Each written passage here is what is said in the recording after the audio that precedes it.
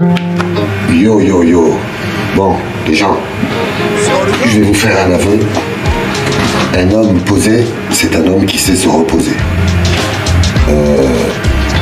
Les gens, je pense que la mythomanie est devenue globale, hein, qu'elle englobe à peu près 90% des réseaux sociaux en ce moment.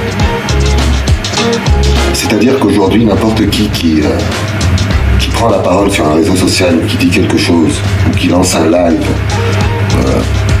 en fait, il a la conviction qu'il est entendu par l'humanité, en fait. Il pense que ce qui sort de sa bouche a un impact foudroyant sur la personne dont il parle. Hein. Et là, il faut rentrer dans le contexte. En fait, il faut que vous arriviez à comprendre que le harcèlement est une chose, certes, dégueulasse en soi. Balancer de fausses informations ou faire un focus permanent sur une personne, ne plus parler que de cette personne matin, midi et soir, c'est maladif, ça c'est clair. Toujours aborder les mêmes sujets, les mêmes thèmes envers des entités humaines, même pas envers des thèmes philosophiques ou des thèmes de notre temps ou de l'actualité, non. Toujours parler de personnes, d'êtres humains. L'être humain déjà, il a déjà du mal avec ses propres problèmes, mais en plus il va trouver des gens qui se réunissent pour parler de lui, quoi. Quelle bande de malades mentaux. Le harcèlement, ça marche qu'avec les gens qui ont des comptes à rendre. C'est-à-dire que si vous vivez dans un écosystème, vous travaillez quelque part, ou vous êtes encore à l'école ou à l'université, ou alors que vous cachez quelque chose, c'est-à-dire que vous affichez quelque chose qui n'est pas vrai dans la réalité, vous avez peur que la réalité soit dévoilée. Le harcèlement, c'est là où il vous fait chier. Mais quand vous êtes un boss et que vous devez rien à personne, et que vous travaillez nulle part, et que vous êtes inatteignable, croyez-moi, mais vous pissez sur la tête de tous ceux qui parlent sur vous, ou de vous, qu'on soit clair là-dessus. Et ces gens-là n'ont plus rien sur Terre comme sujet à aborder ou comme motif que vous. C'est-à-dire que vous êtes devenu la source de leur visibilité, la source de leur raison d'être, tout simplement parce que ce sont les... comment on les appelle là? Voilà, ce sont les boulangers de la mierda. C'est-à-dire, eux, ils ont une boulangerie, c'est écrit mierda au-dessus, et ils sont là à chauffer de la merde et à le donner aux clients, parce que le client aime la merde, enfin certains clients, quoi, ceux qui aiment les séries Z. Alors dans la vidéo, j'ai fait une vidéo ce matin, moi vous savez, je suis très éphémère. J'ai fait une vidéo ce matin que j'ai supprimée maintenant parce que je l'ai trouvé un peu trop réactif, car j'ai vraiment été ému par l'histoire de cette youtubeuse qui, à cause du harcèlement, est décédée. On ne connaît pas vraiment la cause de son décès, mais Jérém Star a fait un tweet où il a mentionné le harcèlement, et vu que c'est un ami proche à elle, donc ça doit sûrement être une malheureuse conséquence de ce qu'elle a vécu, ce décès. Et j'ai dit dans ma vidéo que les gens qui harcèlent matin, midi et soir la gente féminine sur les réseaux sociaux, ces gens-là, c'est très simple, il faut aller leur foutre deux baffes sur place, et ne pas attendre la justice qui soit est lente, soit est inactive carrément pour régler le problème.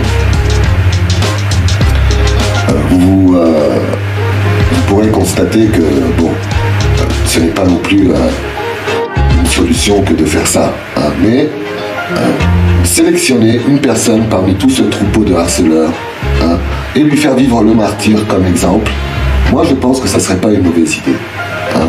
Bien sûr sans mettre en danger sa vie, mais en lui foutant une raclée, en l'exposant publiquement pour que les gens puissent faire la différence de la grande gueule du virtuel et la malheureuse réalité de sa vie, et ensuite que les gens puissent se faire leur opinion réelle. Ah bon, c'est lui là qui ouvrait sa gueule et qui parlait là pendant 11 heures de live, et finalement il se prend deux baffes et il avoue tout, et en fin de compte sa situation c'est que c'est un pique-assiette.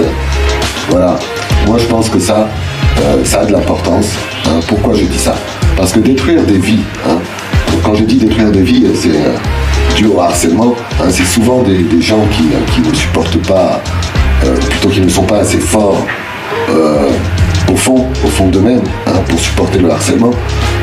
Sinon, comme je vous l'ai expliqué, le harcèlement, je vous dis, genre, des mecs qui ouvrent des lives, qui font des vidéos et qui se mettent à parler de quelqu'un, franchement, qui les écoute, quoi. Ils ont leur public, certes, hein, ils ont leur public, mais ce n'est pas en définitif quelque chose de grave. C'est comme ce qui se passe actuellement dans le monde, les gens. Regardez, dans le monde, là, maintenant, les multinationales sont en train de se faire du pognon dans un certain domaine, hein, en engendrant une psychose autour d'un certain domaine, hein, et vous avez le 3/4 de l'humanité qui flippe, hein, qui se fait picouser, et qui suit l'actualité minutieusement, et qui a peur et qui obéit. Donc vous voyez l'effet des médias, l'effet de ce qu'a dit l'autre sur vous, si vous n'êtes pas fort, a beaucoup d'impact et peut surtout vous pousser à l'irréparable. Aujourd'hui, par exemple, la situation mondiale, c'est laquelle? C'est que on est pris dans une spirale sans fin qui ne va pas se terminer. Ne vous inquiétez pas, les gens, ça ne va pas se terminer. Là, maintenant, on est au stade Omicron. Omicron, ça veut dire décuplage de la vitesse de contamination, ça veut dire plus de cas quotidiens, ça veut dire, bien évidemment, parce que maintenant, même si tu te fais écraser dans la rue piétonne, c'est que tu avais le Covid, hein, et ça ne va jamais se terminer. Et l'argent va rentrer, les pauvres seront encore plus pauvres, et les riches seront encore plus riches. C'est ça la vérité, les gens. C'est ça la vérité. Sans compter la séparation entre les êtres humains. Ils font tout pour séparer les gens, physiquement, sentimentalement, moralement, et ils font tout pour les mettre en guerre virtuellement. C'est pas un plan satanique, hein. Si vous regardez bien, c'est la nature humaine. Les hommes sont des loups pour les hommes. Et là, ça se concrétise, ça se dévoile, et voilà. Donc,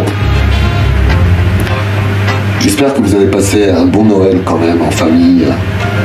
J'espère que vous passerez un bon jour de l'an.